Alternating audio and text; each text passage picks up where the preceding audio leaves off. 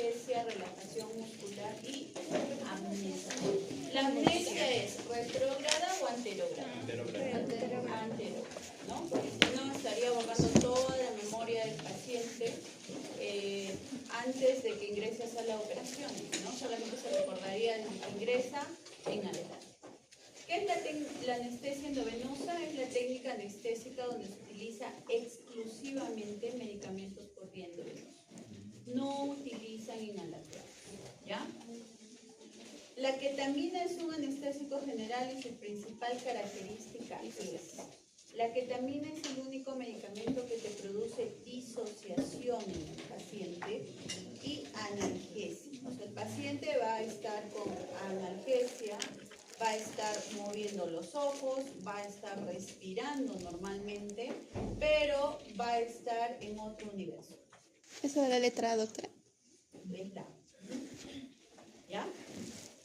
Ahora, en otro universo quiere decir que va a estar en un episodio pasado que puede haber tenido, no sé, conversando con su mamá, con su papá, conversando con su hermano, con su tío, con sus hijos, no lo sé.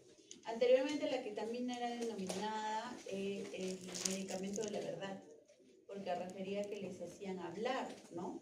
Todo lo que de repente el paciente o la persona no podía hablar, ¿ya? Entonces, ¿cuál de los siguientes agentes es un anestésico general intravenoso usado principalmente para inducción rápida y con propiedades antieméticas? Dentro de todos los medicamentos que están aquí y que son para inducción, vamos a tener al Propofol, que es el único que tiene una propiedad antiemética. La principal característica del remifentanilo es que ese remifentanilo es un opioide de acción ultra rápida, ¿no? Este remifentanilo tiene como principal característica que va a bloquear los mensajes de dolor en el cerebro, ¿ya? A diferencia del fentanilo, que es un opioide de acción rápida, el fentanilo es un opioide de acción ultra rápida.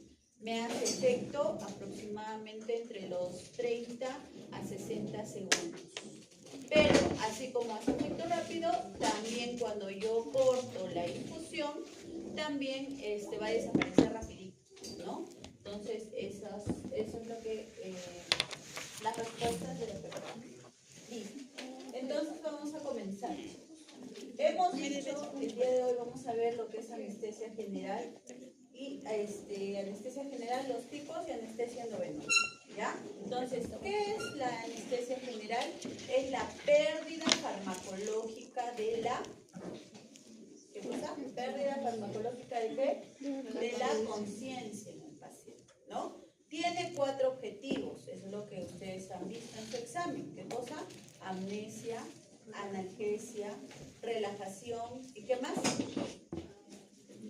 Ahorita la acabamos de ver. En su examen está la pregunta número 1. Inconsciencia. Inconsciencia, amnesia, relajación y ¿qué más? Analgesia. Analgesia, ¿ya? Entonces son 4, no se olviden. Inconsciencia, analgesia, relajación y falta uno. ¿Qué cosa es? ¿Hemos dicho?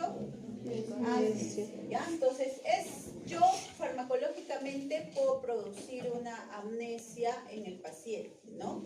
Cuando los pacientes ingresan a sala de operaciones a operarse por cualquier cirugía, este paciente ingresa despierto, pero yo con toda la medicación que le voy a colocar, voy a provocar que este paciente simplemente pierda la conciencia y no se recuerde nada de lo que vaya a pasar durante la cirugía, ¿no? Y que esté relajado y que no sienta dolor tampoco durante la cirugía, ¿no? Entonces, son mis objetivos de la anestesia general. Vamos a tener diferentes tipos de anestesia general. Dentro de ellos vamos a tener la anestesia inhalatoria, que es puramente dada con sevoflurane o con algún inhalatorio o con algún otro inhalatorio que pueda tener, ¿no? Entonces, solamente esta es sola con el inhalatorio y mayormente esto lo vamos a dar en niños, ¿ya? Esta anestesia inhalatoria mayormente se va a dar en niños. Los niños cuando ingresan a sala de operaciones ingresan sin nada.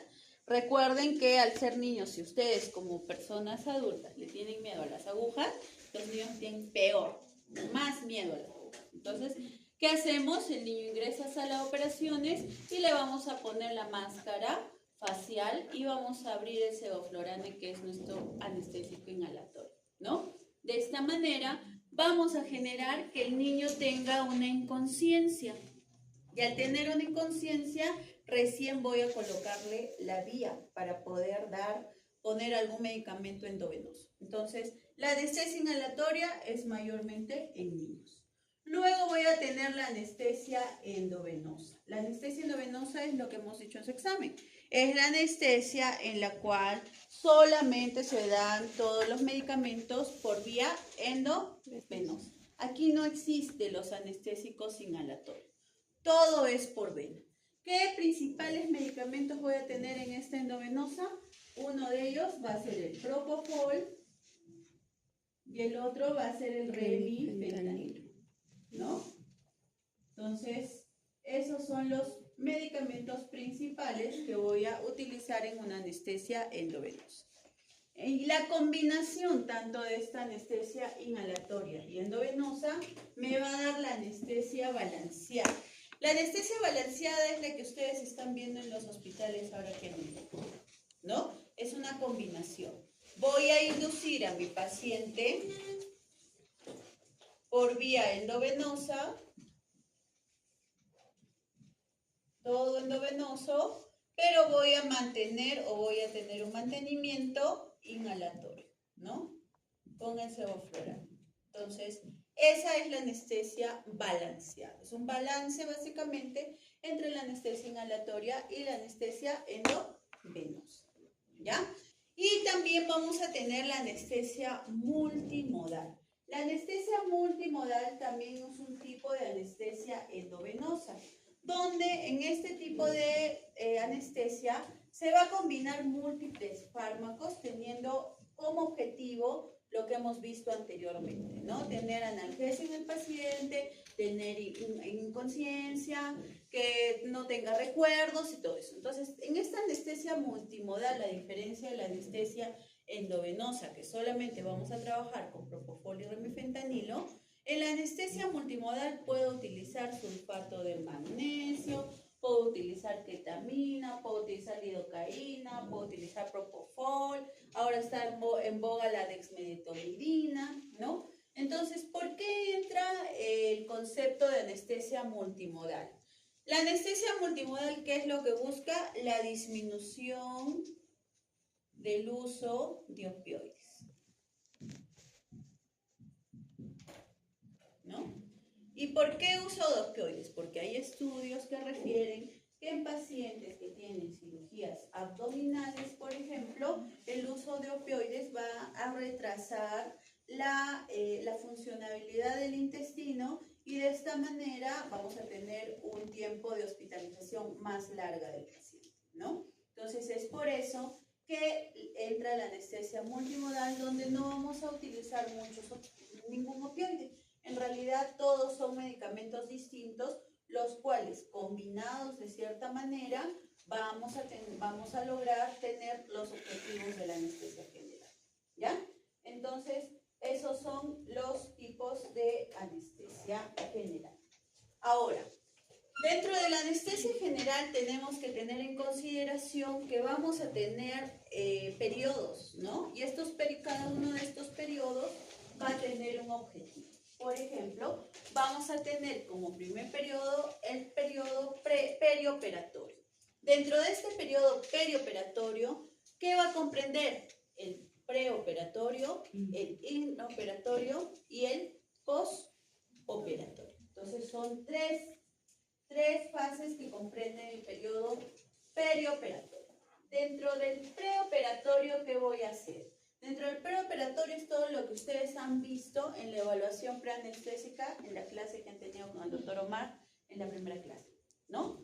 Aquí es donde yo voy a hacer mi evaluación preanestésica en mi paciente. ¿Qué quiere decir esto? Que voy a conocerlo y voy a valorar a mi paciente para ver qué complicaciones voy a tener en el paciente y de esta manera voy a tratar de disminuir estas complicaciones. ¿En qué pacientes se realiza la evaluación preanestésica? En todos. Ningún paciente puede ingresar a sala de operaciones si es que no tiene una evaluación preanestesia. Lo otro que voy a evaluar en mi preoperatorio es un acceso intravenoso. Ojo, estoy hablando de un preoperatorio en un paciente adulto, ¿ya? Acceso intravenoso, este va a depender del tipo de cirugía que pueda tener. Nosotros tenemos diferentes calibres de AVOCATs, cada uno tiene un determinado flujo, ¿no? Entonces va a depender mucho de lo que yo vaya a buscar en mi paciente para que yo vaya a determinar qué tipo de AVOCAT le vamos a colocar, ¿ya? Y también va a depender del tipo de cirugía que vaya a hacer. No es lo mismo realizar una cirugía de una vesícula, una colecistitis, que realizar una cirugía de una hepatectomía por un cáncer hepático. No es lo mismo, son cosas muy diferentes y nuestros objetivos también van a ser diferentes, ¿ya? Luego voy a tener o voy a determinar si es que yo voy a necesitar dar a mi paciente algún fármaco preoperatorio, ¿ya? Esta es la medicación preoperatoria. Antes, ojo, estoy hablando antes de que el paciente ingrese a sala de operaciones. ¿Qué quiere decir? Todavía está en el área de preparación anestésica, ¿ya? Entonces, dentro de mis fármacos perioperatorios voy a tener múltiples. Por ejemplo, uno de ellos son los corticoides, como la dexametasona o hidrocortisona, ¿no? Generalmente los neumólogos les recetan hidrocortisona a todos los pacientes que tengan una patología pulmonar, ¿no? Siempre agarran hidrocortisona. Ya, su corticoide preferido. Pero estamos aquí en dexametasona y hidrocortisona. La dexametasona se ha demostrado, según los estudios, que también tienen efecto antiemético, por si acaso, a una dosis de 8 miligramos, ya, endovenoso. Entonces, también lo utilizamos como un antiemético, la dexametasona, si es que lo necesitaríamos, ¿ya? Uno, corticoides. Otro fármaco perioperatorio. A ver, si a ustedes yo les digo, sí, a ver, acá su compañera, a mi alumna, que está adelante. Ya, yo le voy a decir, ¿sabes qué? Tú el día de mañana te vas a tener que operar. Tienes un, ¿qué puedes tener? A ver, un quiste a nivel de tu ovario y sí o sí te tienes que operar. No, ya no. Ya comencé la clase. ¿Ya? Entonces yo te digo, tienes un quiste a nivel de tu ovario. Obviamente su compañera se va a sentir nerviosa, ¿no? Ustedes suelen ser tranquilos y todo, pero imagínense que yo venga y diga, a ver, tú te vas a operar del ovario, tú te vas a operar de la vesícula, su otro compañero, no sé, de una torsión testicular, el otro de un apéndice, el otro de una vesícula, no lo sé. Entonces, ¿qué sucede con nuestro organismo? Empezamos a liberar catecolaminas. ¿Y estas catecolaminas qué nos va a producir? Aumento de la presión arterial, aumento de la frecuencia cardíaca, ¿no? Salivación, sudoración y todo eso. Entonces, si yo tengo un paciente así, me va a ser muy difícil tenerlo dentro de sala de operaciones y comenzar mi anestesia porque el paciente va a estar taquicárdico, hipertenso, con sudoración y todo, etc. Entonces, ¿qué tengo que hacer acá? Premedicar a mi paciente. Yo lo veo muy ansioso a mi paciente. Entonces, ¿qué es lo que tengo que dar? Benzodiazepinas, ¿no? Y dentro de las benzodiazepinas, ¿cuál va a ser el de acción rápida? El midazolam. ¿Ya? Entonces, el midazolam me va a ayudar a que este paciente esté más tranquilo, tenga una sensación mayor de tranquilidad, que me disminuya la presión, que me disminuya la frecuencia cardíaca y de esta manera voy a comenzar mi anestesia. Doctor, una consulta. El midazolam también se da en pacientes que están con problema de mesis, porque había leído, creo que más bien a veces lo puede empeorar. ¿De mesis? O sea, de estar con náuseas o vómitos, el midazolam. Normal se puede administrar con otro antiemético. El midazolam, hija. No, el midazolam no le puedes dar a un paciente que está con náuseas, te va a vomitar, el paciente va a estar medio dormido y puedes tener Aspirar. respiración. Okay. Ajá. ¿Ya? Hay que tener mucho cuidado. Hay que evaluar bien al paciente antes de ver qué cosa le vamos a hacer. ¿Ya? Entonces tenemos la benzodiazepinas o el midazolam, que utilizamos en pacientes que puedan tener alguna ansiedad o algo que pueda ingresar a la sala de operación, ¿no? Algunas pacientes, por ejemplo, hipertensas, que han escuchado del síndrome de bata blanca, ya, listo. Entonces con eso, hipertensas, están dentro de su cama tranquilos, sin problemas.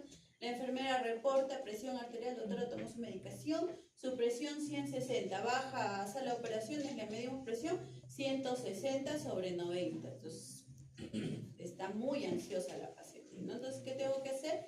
Ese momento yo ya no le voy a poder dar otro medicamento. Entonces, ¿qué voy a buscar? Una benzodiazepina que también va a producir disminución en la presión arterial y disminución de la frecuencia. Ojo, pacientes hipotensos no, definitivamente. Porque estoy diciendo que también baja la presión arterial y la frecuencia cardíaca. Entonces, si el paciente está hipotenso, la benzodiazepina no está dentro de mis opciones. ¿Ya? Entonces, otro ejemplo. ¿Qué viene el cirujano a sala de operaciones y les dice, ¿saben qué, doctores? Hay un paciente abajo que tiene una obstrucción, tiene una, ¿qué les digo? A ver, una apendicitis complicada y tiene que entrar a sala de operaciones ya, ¿no? Porque está complicado, el paciente está mal.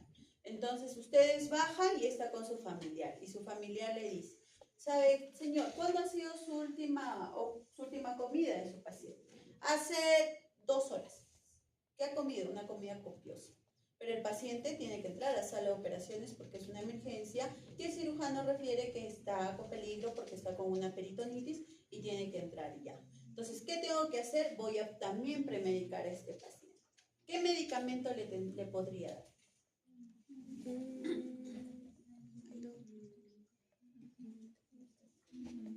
Un antiespasmódico que me va a generar un vaciamiento gástrico rápido. ¿Cuál es ese medicamento? Metoclopramida.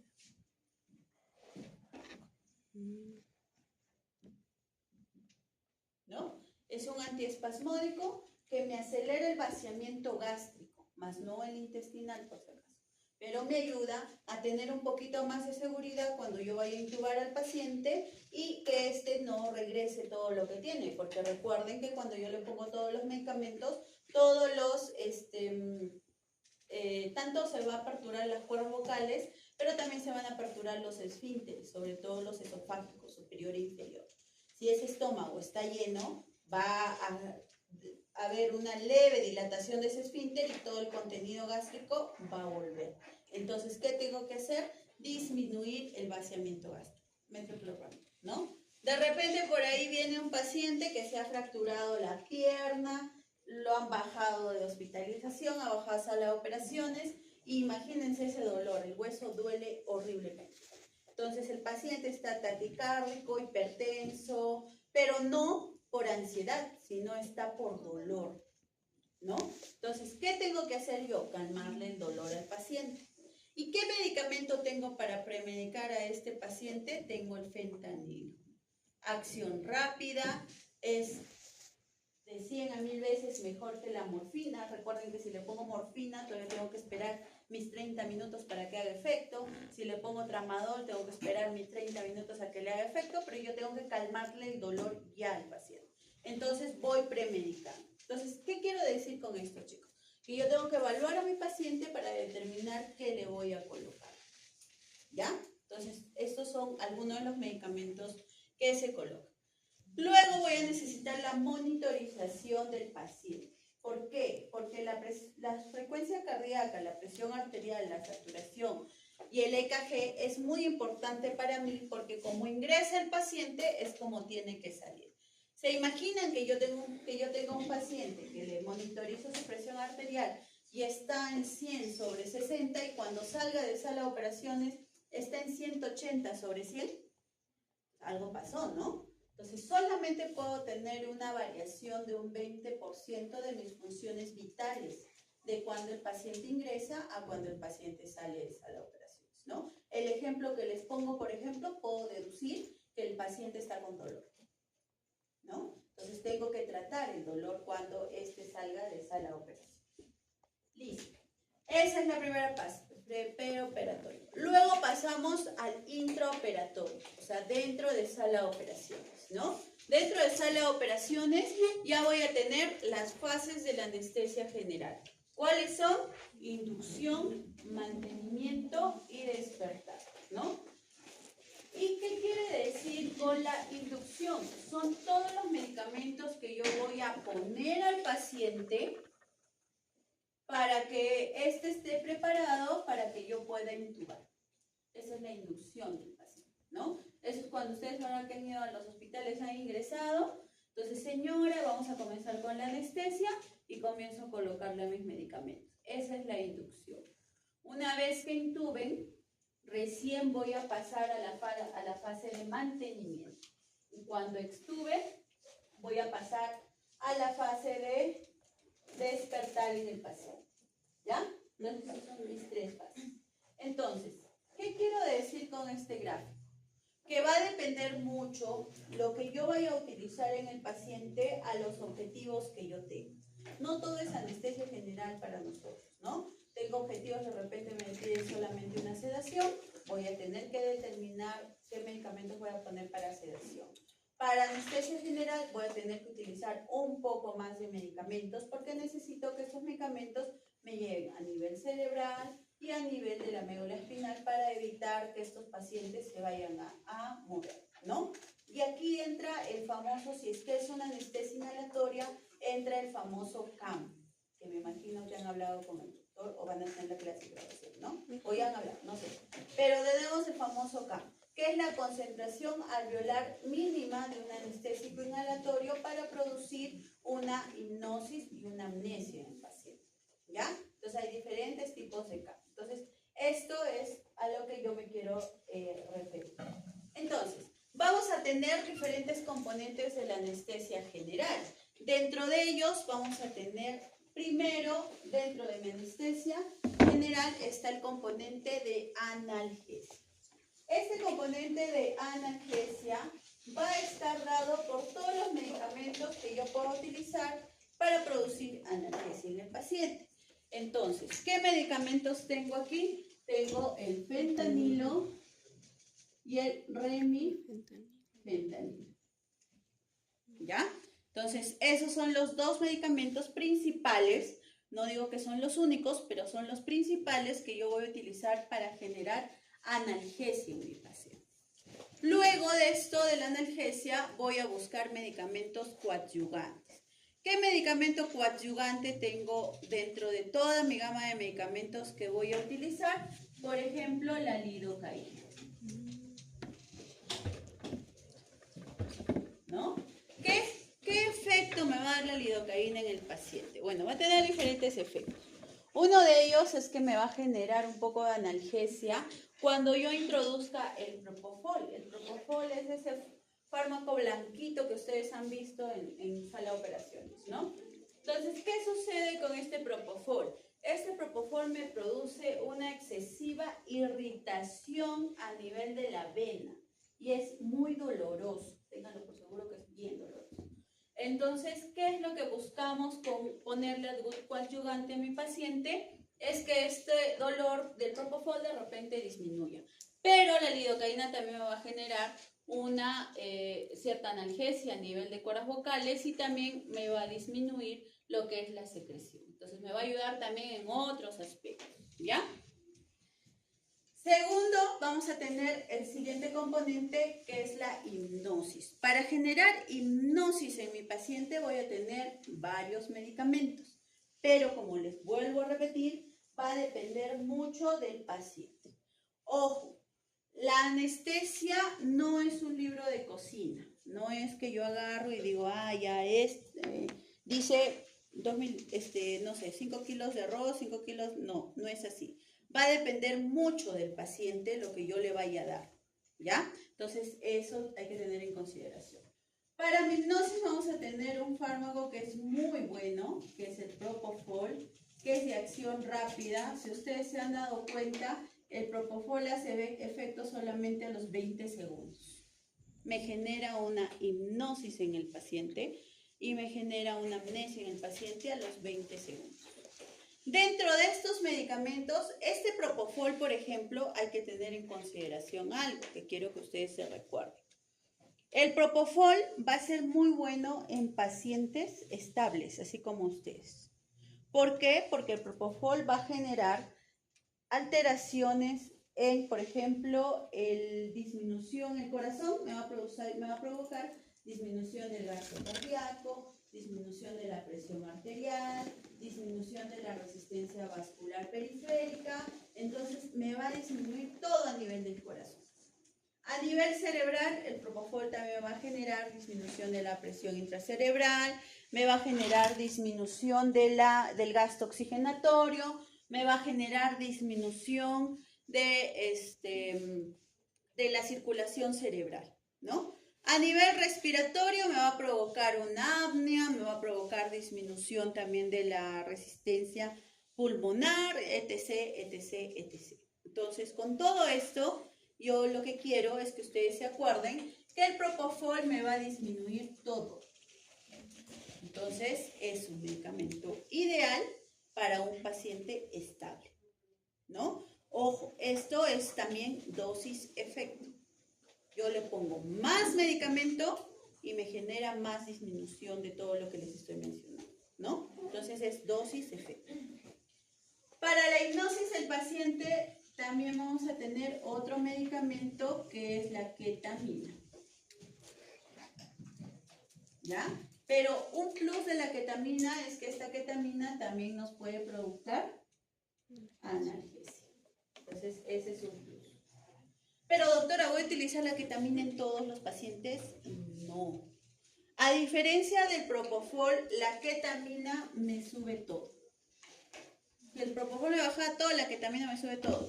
Me sube la presión arterial, me sube la frecuencia cardíaca, me aumenta la presión intracerebral, entonces me sube todo, todo en el paciente. Entonces, esta ketamina, ¿en qué pacientes lo voy a utilizar? Por ejemplo, tengo un paciente hipotenso, con un shock séptico, que viene hipotenso, que viene bradicárdico, que ¿imaginan si le ponen propofol a este paciente? No le va a bajar Está peor. diciendo que, claro, les estoy diciendo que está hipotenso, está bradicárdico. Con el propofol voy a generar mayor hipotensión, mayor bradicardia y no lo voy a poder sacar al paciente. Me puede hacer una parada cardiorrespiratoria y ahí viene a actuar su RCP. ¿Ya?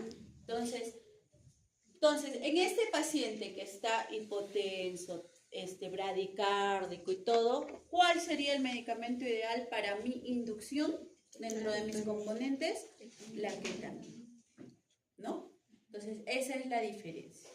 Dentro de mi hipnosis, ¿también tengo otro medicamento? Sí, tengo otro medicamento, el midazolam. El midazolam también me va a producir hipnosis en el paciente para poder intubar, ¿no? Entonces, si yo voy a utilizar midazolam, doctora, ¿ya no voy a utilizar propofol? Sí, pero si yo utilizo midazolam, mi dosis de propofol disminuye totalmente. Porque recuerden que el midazolam también me produce disminución de la frecuencia cardíaca y disminución de la presión arterial. Entonces hay que tener cuidado con esa asociación. ¿Ya? Listo. Posteriormente vamos a tener el tercer componente, que el tercer componente es la relajación. Acá voy a tener bloqueadores neuromusculares no despolarizantes y bloqueadores neuromusculares despolarizantes. Esto ya no voy a hablar porque lo van a exponer la próxima semana. ¿Ya? Entonces, esos son los tres componentes que tengo que tener en cuenta para la anestesia general. Entonces, aquí chicos les he hecho un recorrido de qué es lo que nosotros hacemos en una anestesia general balanceada en mi inducción para poder intubar a mi paciente, ¿no? Entonces, vamos a tener en consideración aquí, ¿no? Previamente a yo colocarle toda mi medicación para poder intubar al paciente dentro de mi inducción, ¿qué tengo que hacer en mi paciente?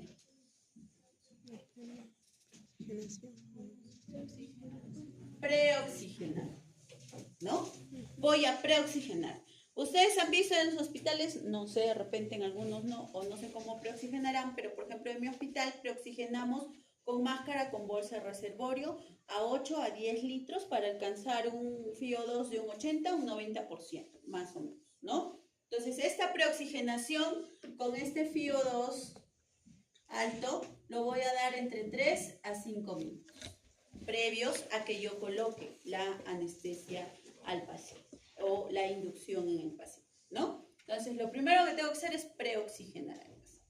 Una vez que preoxigené a mi paciente, comienzo con mi inducción. Comienzo con la aplicación de mis medicamentos, ¿no? Minuto 0, esta parte amarilla que ustedes ven es el sitio efecto, ¿ya? Entonces, minuto 0 voy a colocar fentanilo. Dosis de 1 a 3 microgramos por kilogramo de peso. Por ejemplo, si tengo un paciente de 60 kilos, le va a corresponder una dosis al paciente entre 60 y 180 microgramos, por si acaso. No es miligramos, microgramos. Nosotros trabajamos en microgramos, ¿ya? Entonces, coloqué mi dosis a mi paciente de 60 kilos. Coloco mi dosis que me corresponde entre 60 a 180 microgramos, ¿verdad? Ese es mi rango que voy a colocar, ¿ya? Entonces ya coloqué mi dosis a mi paciente. ¿Qué sucede? Cuando tú pones el fentanilo, la primera sintomatología que va a presentar la paciente o el paciente es que va a tener mareos. Y esos mareos son como si se hubiesen tomado 5 vasos de pisco sour, ¿sí? Recuérdense cuando han bebido algo, sobre todo los chicos, y están viendo que todo le da vuelta, igualito es, hasta genera un poco de dolor de cabeza, ¿ya? Entonces, me va a generar mareos. ¿Qué quiere decir que me esté generando mareos en el paciente? Por lo menos esto va a generar al minuto, es que ya me está haciendo el medicamento efecto en el sitio efecto, ¿ya? Una vez que el paciente me diga, doctora, ya tengo mareos, ¿qué voy a colocar? Mi coadyuvante. ¿Y qué coadyuvante hemos dicho? La lidocaína. Y la dosis de lidocaína es de 1 a 1.5 miligramos por kilogramo. O sea, quiere decir que en mi paciente, ¿cuánto de dosis le voy a poner?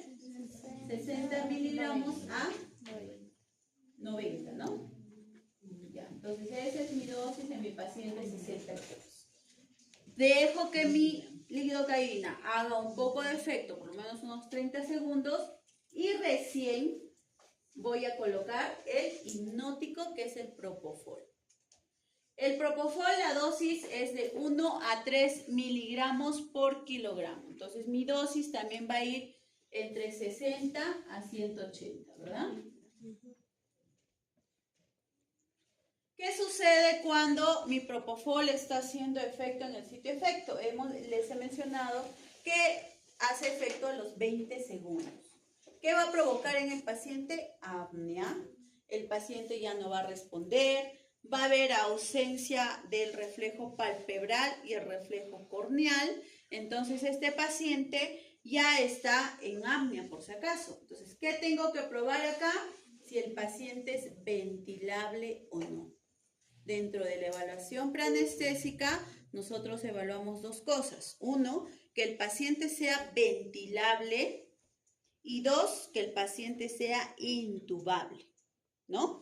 Entonces, aquí es donde yo voy a colocar mi tubo de mayo, ¿no? Mi tubo de mayo, y voy a comenzar a ventilar a mi paciente, lo que ustedes han hecho en su ECOE de intubación, ¿verdad? Entonces, veo que el paciente es ventilable, que yo puedo agarrar, que yo le puedo dar ventilación y sin ningún inconveniente. Recién le voy a poner el relajante neuromuscular, ¿no? Dosis de rocuronio de 0.6 a 1.2 miligramos por kilogramo. Entonces, a mi paciente, ¿cuánto le correspondería?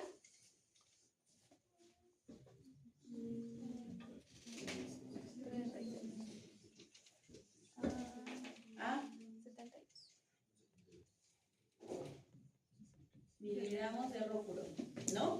Le pongo el rocuronio y tengo que esperar a que el rocuronio haga efecto por lo menos unos 2 minutos, ¿no? Cuando el rocuronio ya me hizo efecto en estos 2 minutos, ya tengo el tiempo de efecto máximo de mi fentanilo, que son 5 minutos. Entonces ya tengo mi pico máximo de analgesia en cuanto a mi fentanilo, tengo mi efecto de mi rocuronio y tengo mi efecto de hipnosis. Por si acaso el propofol dura entre 8 a 10 minutos, me da de 8 a 10 minutos de hipnosis. Entonces, ahí puedo decir que ya cuando esté en 5 minutos, ¿qué va a suceder?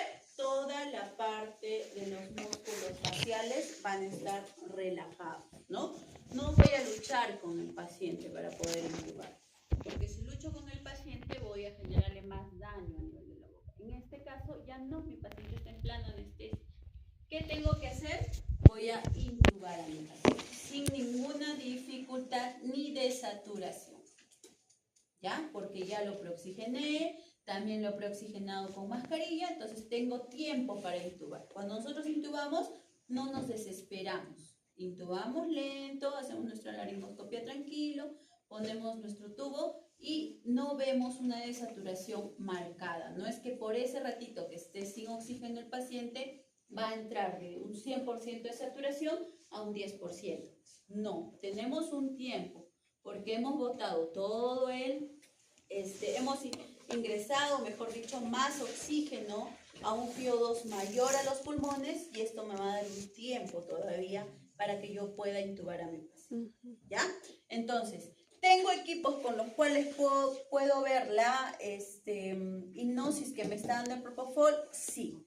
Tengo múltiples equipos en los cuales yo puedo ver la actividad eléctrica, ¿no? Dependiendo de mi actividad eléctrica es que yo voy a ver cómo está yendo la hipnosis de mi propofol. ¿Tengo equipos para ver cómo está mi relajación? Sí. Tengo el TOF. Y el TOF me indica el porcentaje de receptores ocupados por mis bloqueadores neuromusculares. ¿Ya? Entonces, de esa manera es que nosotros vamos a inducir a un paciente antes de poder intubar. ¿Ya?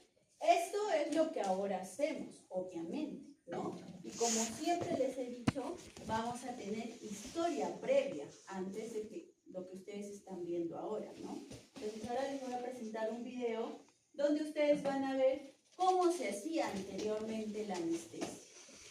Anteriormente la anestesia, sobre todo era anestesia inhalatoria. ¿Y qué hacían? Agarraban un pedazo de algodón con una canastilla básicamente de metal y esto le colocaban a la paciente dentro de, tapando la nariz y la boca, ahí está la canastilla de metal, ahí le colocaban algodón, colocaban en la boca de la paciente y comenzaban a chorrear un poco, a chorrear poco a poco el anestésico inhalatorio, ¿no? Ustedes han visto que el anestésico inhalatorio es líquido, ¿verdad?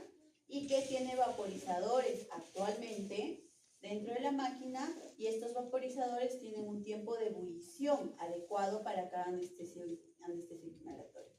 Bueno, anteriormente no existía eso, le aplicaban directamente el anestésico inhalatorio líquido a la cara de la paciente y de esta manera generaba.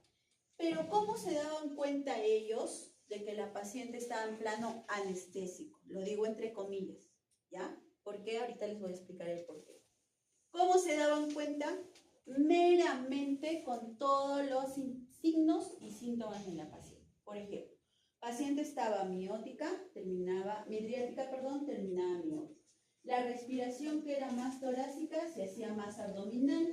Luego, de repente, la paciente, la primera sintomatología que tenía era tos, que es lo que ustedes están viendo ahorita, ¿no?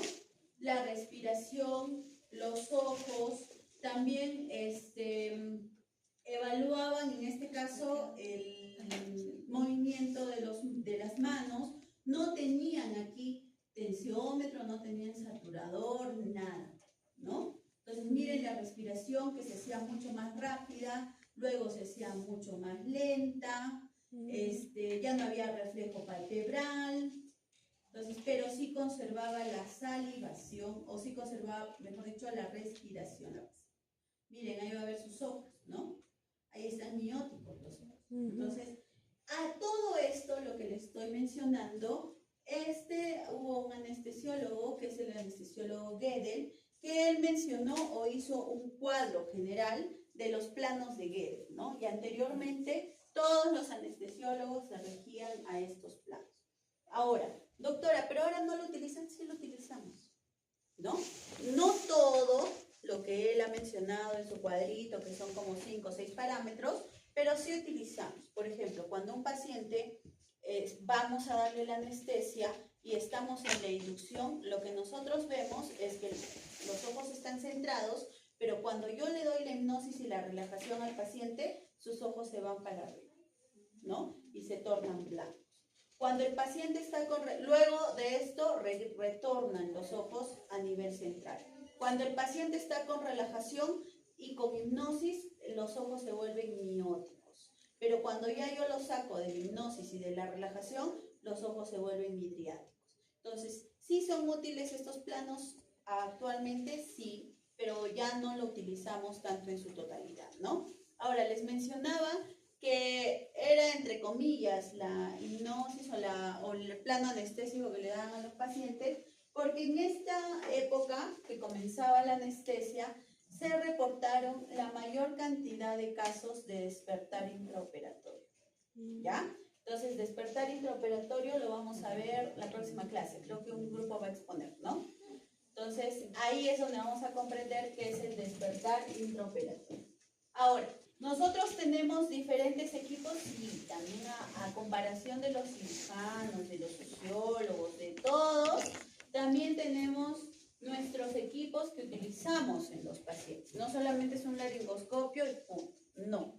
Tenemos múltiples equipos. Por ejemplo, ¿no? Lo que ustedes han visto en su ECOE es una pala Massington, ¿no? Una pala recta, una pala curva, pero que no tiene ninguna movilidad. Tenemos las palas McCoy, que son las palas articuladas, esta es la pala y la punta de la pala se mueve, ¿no? Se mueve. De esta manera, si tengo un Cormac 3, con la punta de la pala que se va a mover, puedo convertirlo a un Cormac 2, por ejemplo, ¿no? También tenemos diferentes tubos de Gödel, diferentes tubos de máscara. También tenemos las máscaras laríngeas. ¿Todos los pacientes que ingresan a la sala se tienen que intubar? No, ¿no? Si de repente yo necesito, personalmente yo, por ejemplo, a cirugías de mama, yo simplemente les pongo máscara laringea. ¿Qué es la máscara laringea? Es un aditamento que tenemos nosotros que no va a ingresar a las cuerdas vocales. Simplemente va a llegar hasta la puerta de las cuerdas vocales y luego vamos a insuflarlo como un globito. Y eso va a impedir que salga el aire, ¿no? Entonces, de esa manera yo le voy a dar hipnosis también a mi paciente. Entonces, en cirugías que no necesiten movilización de intestinos o que no necesiten mucha relajación o que no necesiten de repente abdominales o en cirugías abdominales, se puede dar máscara laringea, ¿ya? También es un aditamento que tenemos.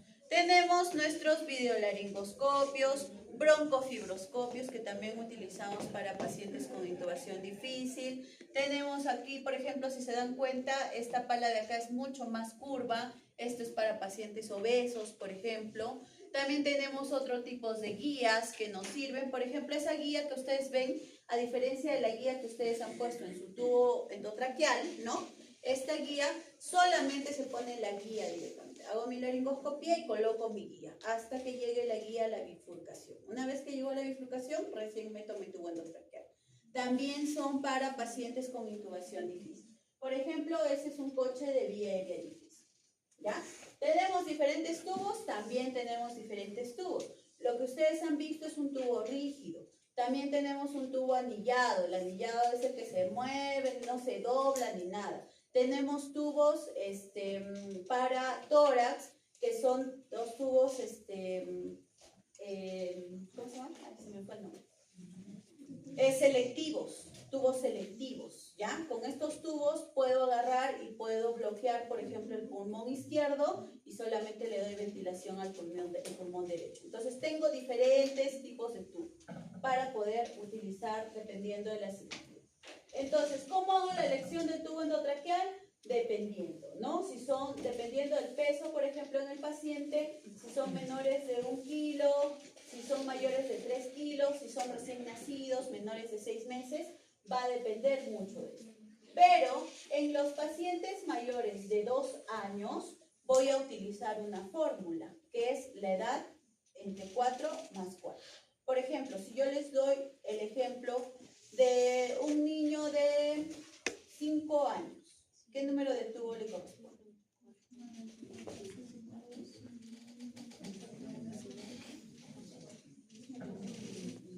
5.2. 5.2 aprox. 5.20 y tantos, doctora.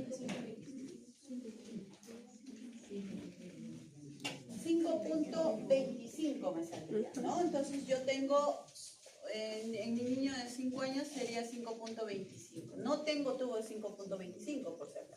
Entonces, ¿qué hago acá? Voy a tener a la mano un tubo número 5 y un tubo número 5.5. Entonces, para eso me ayuda a determinar el número de tubo que yo le voy a colocar al paciente. Y en varones y mujeres, adultos como nosotros, vamos a tener que en los varones el número de tubo es de 8 a 8.5 y en las mujeres de 7 a 7.5. Y también tenemos que ver el número de palas. Tengo múltiples números de palas, tanto del 0 hasta el 4. Generalmente en las mujeres utilizamos la pala número 3 y en los varones la pala número 4. ¿Ya? No se olviden. Y de la 2 a la 0 es para niños pediátricos, dependiendo también de la edad. Pero esos son los números de palas que utilizamos en los pacientes adultos. Luego, esto, por ejemplo, chicos, les he dicho que tenemos intubaciones nosotros con videolaringoscopía. Por ejemplo, esta es una pacientita con un cáncer a nivel de la nariz y ya está inducida, ¿no? Ya miren, la boca está abierta, eso quiere decir que ya tiene una relajación de los músculos de la cara. Y esta intubación, por ejemplo, es con videolaringoscopio, ¿no? Entonces ingresa, el videolaringoscopio tiene una máquina, acá está la epiglotis, miren, y esto de acá son las cuerdas vocales, y al fondo están los anillos traqueales, ¿no? Entonces esa es la intubación con videolaringoscopio, y este tubo que ustedes están viendo es el tubo anillado.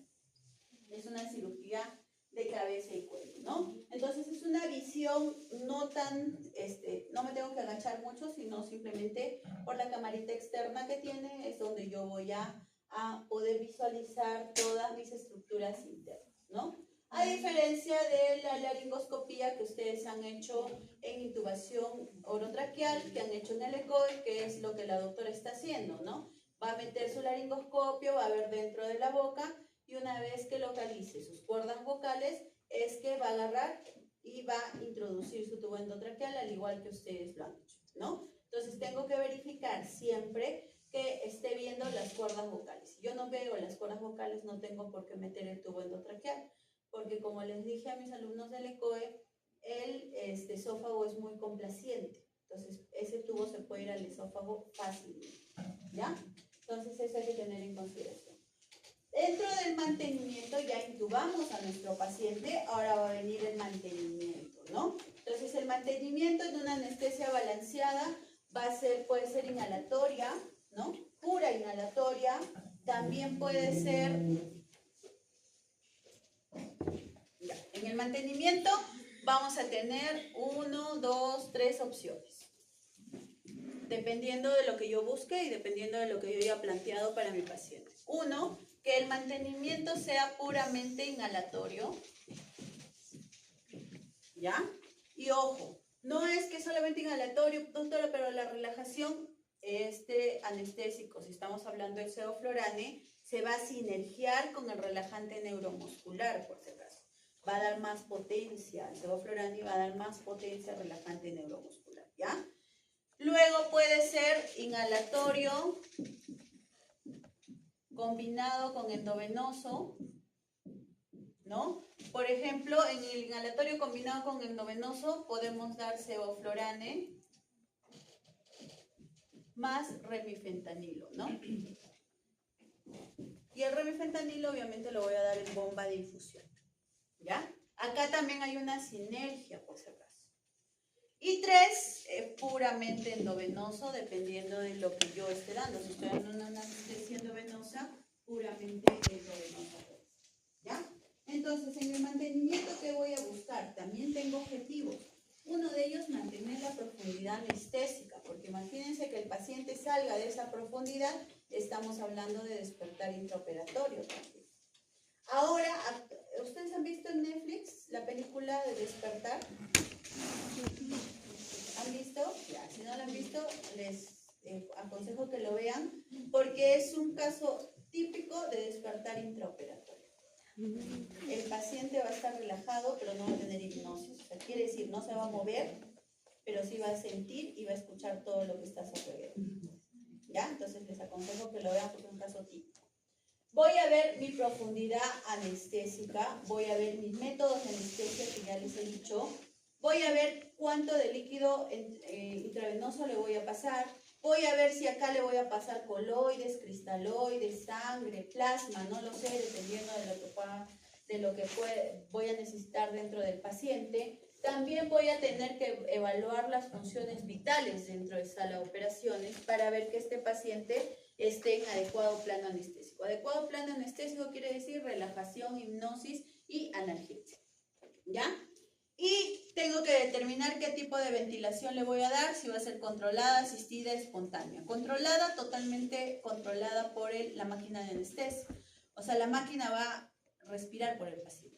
Asistida es que el paciente ya está comenzando a respirar y la máquina de anestesia, por ejemplo, en la inspiración le va a dar un cierto golpecito o una cierta fuerza para que termine su inspiración, ¿no? Y luego la expiración. Esa es la asistida. Y la espontánea es que el paciente simplemente está respirando totalmente por él. Entonces va a depender mucho de qué es lo que voy a buscar. Luego de mi mantenimiento viene el despertar del paciente, ¿no? Así como miró cuando ya estaba comenzando mi inducción, ahora el paciente me va a mirar nuevamente a mí y ya va a despertar de la hipnosis y de la amnesia que va a estar teniendo, ¿no? Entonces, en este despertar es el paso o la transición del estado inconsciente al estado consciente. Acá vamos a tener criterios de extubación. No es que el paciente me despertó y yo le quito el tubo. No. Tengo criterios también. Uno de ellos, por ejemplo, es que mantenga una saturación mayor del 90% en una ventilación espontánea. También un adecuado patrón respiratorio. Cuando el paciente un paciente que todavía tiene receptores ocupados por relajante neuromuscular, puede despertar, te puede estar viendo, puede estar de repente tratando de respirar, sí. ¿Ya? Dentro de las complicaciones, la próxima semana también vamos a ver relajación residual, ¿no? Entonces, tiene que tener un adecuado patrón respiratorio. Luego, un volumen tidal mayor del 30% del basal. El volumen tidal es básicamente la capacidad que tiene el pulmón, ¿no? Y que nosotros le vamos a dar con la máquina. Entonces, esta tiene que ser el 30%. Y, lo más importante, ausencia de relajación residual. Luego del despertar y la extubación, vamos al postoperatorio, que lo va a hacer en la unidad de recuperación post-anestesia. Entonces aquí, chicos, les hago una comparación de las máquinas de anestesia. Miren, claro, en la imagen o en el video que les mostré, no tenía máquina de anestesia, ¿no? Pero mire, esta es una máquina de anestesia antigua que no tiene ningún otro parámetro, solamente oxígeno y el inhalatorio. Y esta es una máquina de anestesia actual que tiene ya múltiples parámetros, ¿no? O, por ejemplo, esto de acá es el monitor de funciones vitales, esto de acá es el monitor de ventilatorio, esto de acá tiene el monitor de hipnosis en el paciente y de relajación, hemos dicho el TOF, por ejemplo, también nos indica, tiene sus vaporizadores de sevoflurane y isoflurane, cada uno de ellos tiene una temperatura de ebullición ideal para cada anestésico inhalatorio, Si yo le pongo en el isoflurane, el sevoflurane no va a convertir el anestésico líquido en inhalatorio, por ejemplo, ¿no? Entonces tienen una temperatura de ebullición. ¿Qué más tenemos? Por ejemplo, esto de acá que ustedes ven es la cal sodada. ¿Ya? Ahora cuando vayan mañana al hospital, vean que tenga unas cositas así como unas piedritas blanquitas. Eso se denomina cal sodada. ¿Y para qué sirve la cal sodada? Para evitar que el CO2 retorne al paciente, ¿no? Cuando yo le doy una ventilación al paciente, también le estoy ingresando oxígeno, pero también va a tener salida de CO2. Entonces, esta cal sodada va a retener el CO2. Cuando esta cal sodada ya está saturada, la van a ver de color morado. ¿Ya? Y tenemos los coarrugados, pues uno es de oxígeno y el otro es de CO2. También vamos a tener nuestro pulmón, ¿no? Etc, etc, ¿no? Entonces eso es todo lo que tenemos. Ahora, este sistema es un sistema semicerrado. ¿Qué quiere decir? Que hay una liberación de anestésico inhalatorio, si es que le estoy dando balanceada, al ambiente donde están, ¿no? Siempre les digo a los chicos que cuando vayan a los hospitales pregunten a los residentes cómo han sido sus 3 primeros meses de vivir dentro de sala de operaciones. Esos 3 primeros meses eran meses de sueño. El paciente se sentaba y se dormía. ¿Por qué? Porque hay liberación mínima de sevoflurane. Y recuerden que el residente está casi todo el día en sala de operaciones, ¿no? Obviamente eso no va a suceder con ustedes porque ustedes solamente están 1 hora y tanto dentro de sala de operaciones, ¿no? Pero con los residentes sí, con nosotros también. Pero ya llega el organismo a generar una cierta resistencia que después de los 3 meses ya no les da tanto sueño, ¿no? Me da risa ver a los residentes de primer año, los primeros 3 meses, pobrecitos ya no saben dónde echarse ya. Pero eso es porque nuestro sistema es semi-cerrado. Luego de esto vamos a tener la anestesia endovenosa. Como dije, esta anestesia es puramente por la vena, ¿ya? Por la vía que le vamos a colocar. A diferencia, o habíamos visto que vamos a tener 2 medicamentos importantes, que es el remifentanilo y el propofol. Ojo, acá también se utiliza relajante neuromuscular, ¿ya? Entonces tenemos el propofol, el remifentanilo y el relajante neuromuscular que vayamos a utilizar. A diferencia de la anestesia general balanceada, que ustedes han visto que cargamos nuestras jeringuitas y con nuestras jeringuitas le vamos poniendo al paciente, en la anestesia endovenosa no, ¿ya? La anestesia endovenosa, ¿qué sucede? Va a ser por infusión, a través de equipos de infusión. Por ejemplo, ustedes están viendo uno ahí, lo cual nosotros vamos a programar dependiendo del peso y la talla y el sexo del paciente y vamos a determinar cuánto vamos a infundir. Entonces, a diferencia de la anestesia general balanceada, la endovenosa da microbolos de medicamento al paciente, ¿ya? Entonces, ¿qué vamos a necesitar en este paciente? Para dar anestesia endovenosa, voy a necesitar bombas de infusión, lo primero, ¿ya? Yo no puedo dar anestesia endovenosa sin una bomba de infusión. Estas bombas de infusión tienen que tener modelos matemáticos, ¿no? Marsh, Snyder, Mint, Scott. No vamos a entrar en eso porque ahí sí no me van a entender, porque es bastante complejo.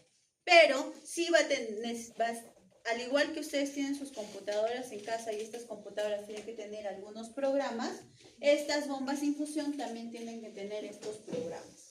Dependiendo de lo que yo busque en mis pacientes, que voy a agarrar y voy a determinar qué programa voy a utilizar en el paciente. Eso es lo que quiero que quede claro nada más, ¿ya?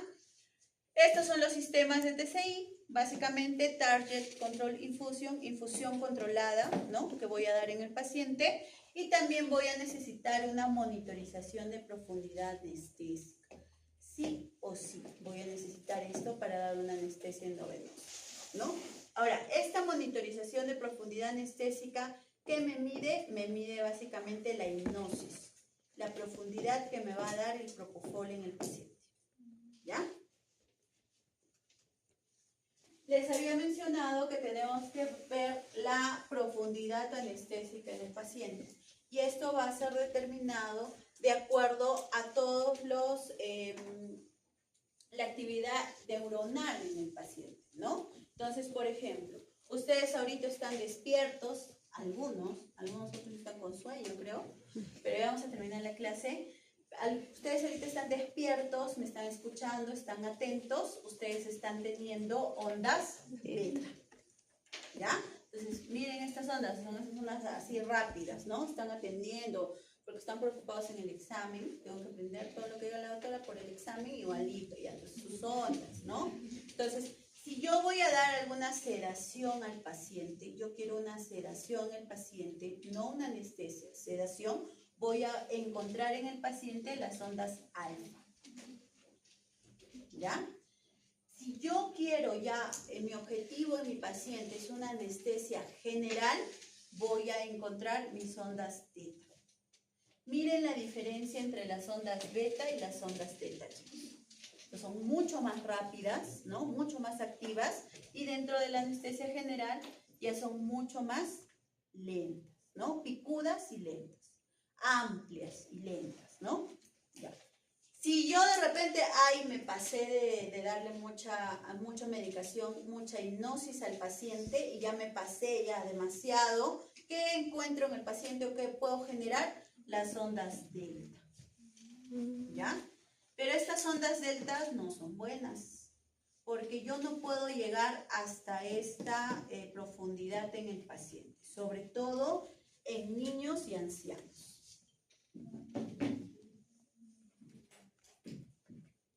¿Ya?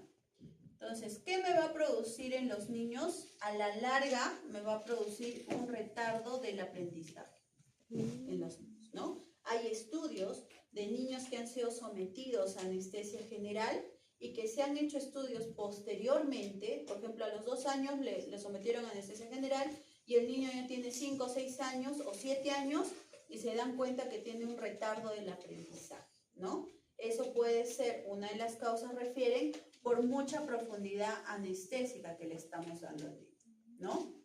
Y en ancianos me va a provocar el delirio,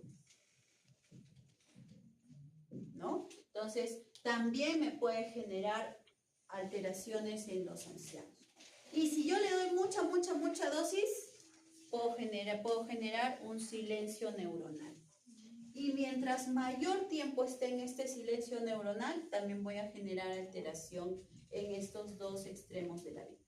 ¿Ya? Entonces, si ustedes me dicen, entre la anestesia balanceada, doctora, y la anestesia endovenosa, ¿cuál es la más amigable con el paciente? La anestesia endovenosa, ¿no? Ahora ustedes que han ido a sala de operaciones han visto que han cargado su propofol, ¿no? Entonces, ¿cómo ponen el propofol? Cargamos, por ejemplo, 120, 130, le colocan y ¡fua!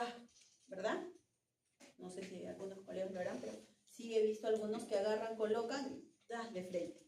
¿Qué están haciendo con este bolo tan grande de propofol que le están poniendo al paciente? Es que están llevando de un paciente que tenga onda beta hasta el silencio neuronal, ¿no? ¿Y cuánto me va a durar este propofol? Más o menos entre 8 a 10 minutos. Después de 8 a 10 minutos, recién esta pobre neurona va a decir, ya pues déjame funcionar, y recién va a regresar a mi objetivo, que es la anestesia OMI, para llevarle hasta anestesia general, ¿no? Entonces, eso es. Pero con esto no estoy diciendo que no deberían de dar anestesia balanceada. Hay un dicho muy importante dentro de nuestra profesión. El anestesiólogo tiene que dar la anestesia que más conoce, ¿no?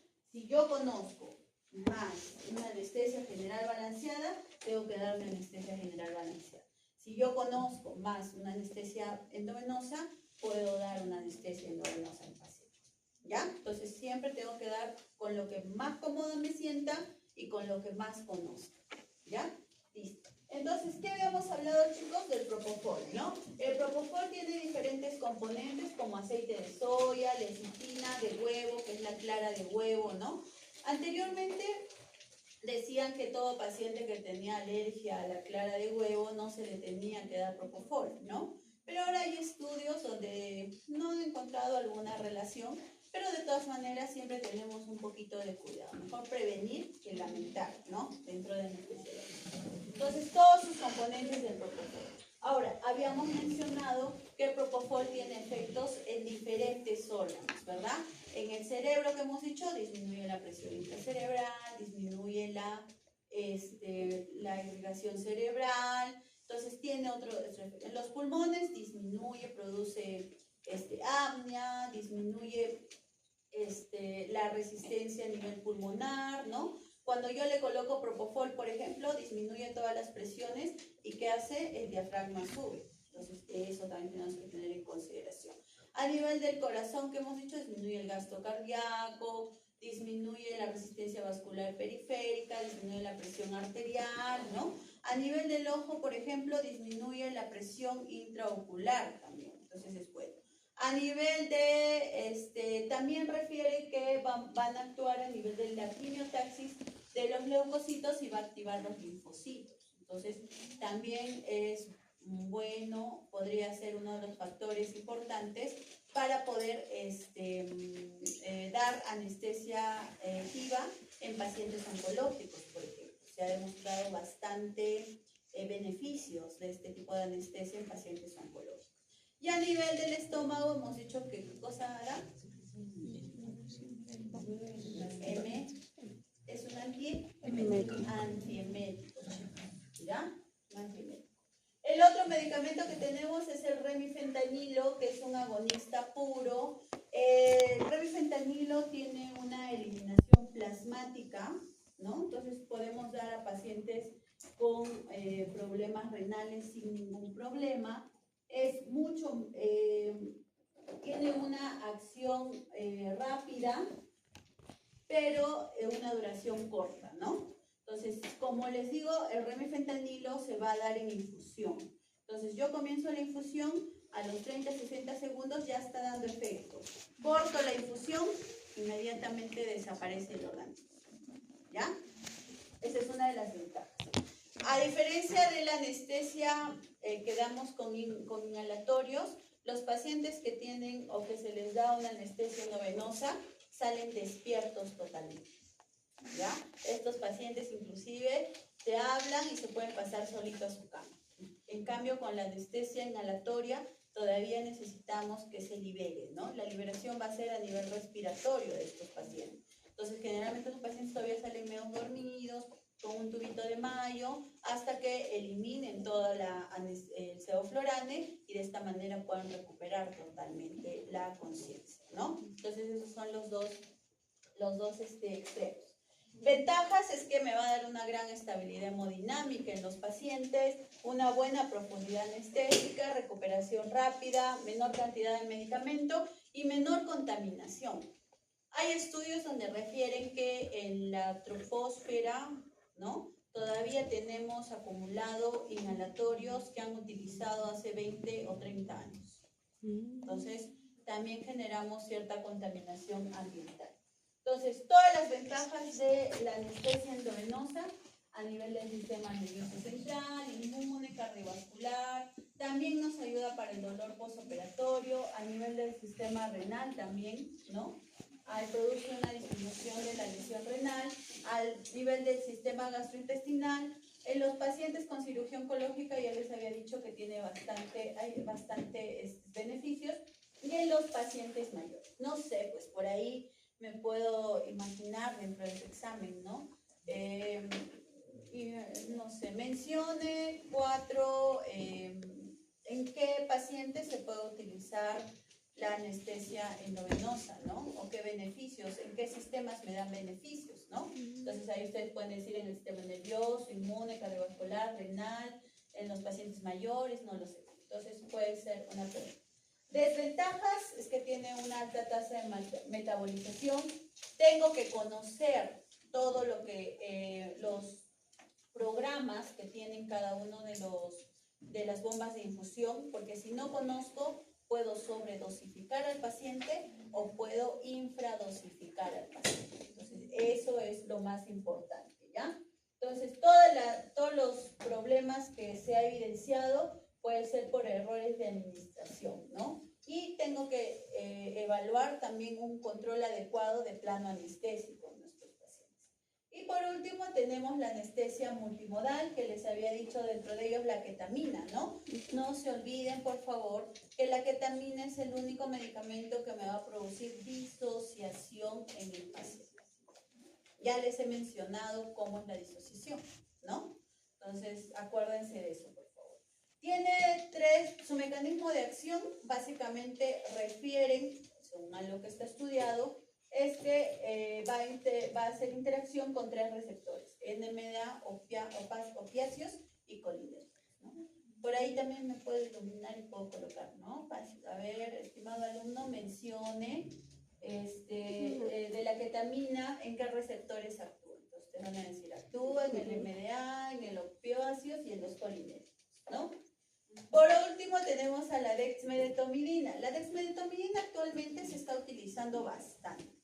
A diferencia del remifentanilo y de la ketamina, por ejemplo, que también me da analgesia, la dexmedetomidina es un medicamento muy bueno para analgesia postoperatoria. ¿Ya? Entonces, ¿esto qué quiere decir? Que después de sacarlo de sala de operaciones, doctora, ¿le voy a dar medicación de dexmedetomidina al paciente? No. Con la medicación o con la infusión que le estoy dando dentro de la cirugía, me va a dar una muy buena analgesia posterior a eso. El inconveniente de la dexmedetomidina es que te produce bastante sedación en el paciente, ¿no? Por ejemplo, yo tuve en la residencia, sí utilicé dexmedetomidina en una cirugía grande. ¿Y qué pasó? Con mi asistente cortamos muy tarde la dexmedetomidina, la infusión. Ojo, también esto es en infusión, no se da en bolo. Entonces cortamos muy tarde. ¿Qué pasó? La señora estuvo con somnolencia y con somnolencia. Después, durante 3 horas o 4 horas, creo que recién despertó la señora. Pero respiraba tranquila, estaba saturando normal, pero estaba somnoliente, no despertaba, ¿no? Entonces tiene una muy buena, es un muy buen hipnótico. Analgésico también, ya les estoy mencionando que me da una muy buena analgesia, al igual que la ketamina no me causa depresión en el paciente, ¿no? Entonces, ahorita se está utilizando mucho para sedaciones, por ejemplo, ¿no? Es muy buen analgésico.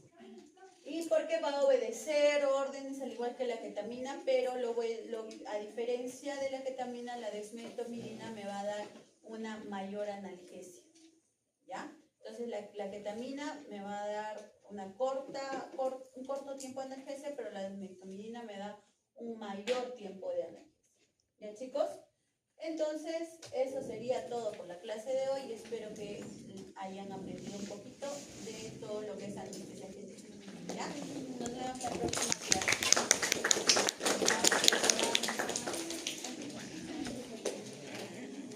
¿Dónde está mi grupo, por favor?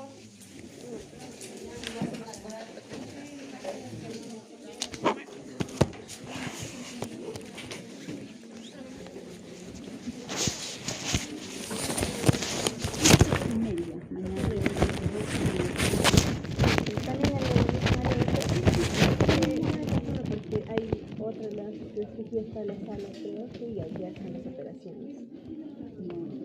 El otro es cirugía menor, yo no voy a vamos a cirugía menor. Ya sé. En el mismo lugar de 7:30 de la mañana. 7:30, por favor. Mañana van a ver cirugía de tórax. ¿Traemos algo de No, lo necesario y sus exposiciones. Doctora, me mencionó lo de la ficha calificada, todavía va a ser cuando hagamos el caso clínico.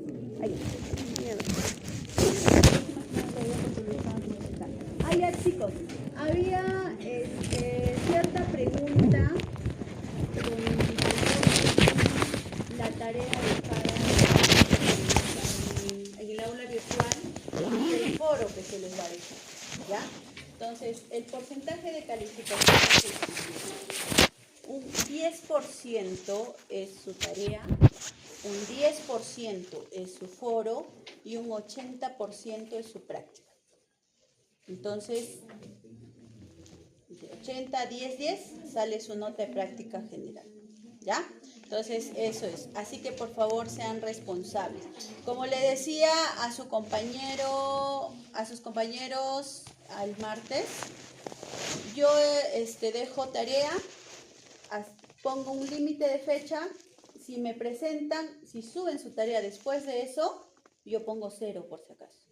No veo la tarea, ni la reviso. Entonces, sean responsables. El otro grupo, jalados todos, porque la última tarea que les dejé, me habrán presentado 10 y el resto lo presentó después de tiempo, así que todos tienen 0. Así que por favor hay que ser responsables, ¿ya? Yo no les dejo pues de un día para otro, ¿no? La tarea de RCP les he dejado el miércoles hasta el día lunes, creo que estaba la ES. Entonces han tenido jueves, viernes, sábado, domingo, lunes para poder subir su tarea, ¿ya? Entonces, esa es la calificación que se les va a dar, así que sean responsables, desarrollen bien, porque el doctor Omar también es bien estricto en poner notas en su tarea. La exposición de la próxima clase, esmérense, porque esa nota es la que yo voy a subir al aula virtual, ¿ya? Así que depende de ustedes la nota que se vayan a sacar la próxima clase en sus exposiciones. ¿Ya, chicos? Eso sería todo. Nos vemos. Ya, doctora, gracias.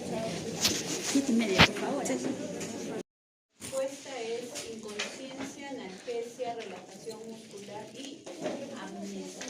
La amnesia es retrógrada o anterógrada. Anterógrada, ¿no? Porque si no estaría borrando toda la memoria del paciente antes de que ingrese a la operación.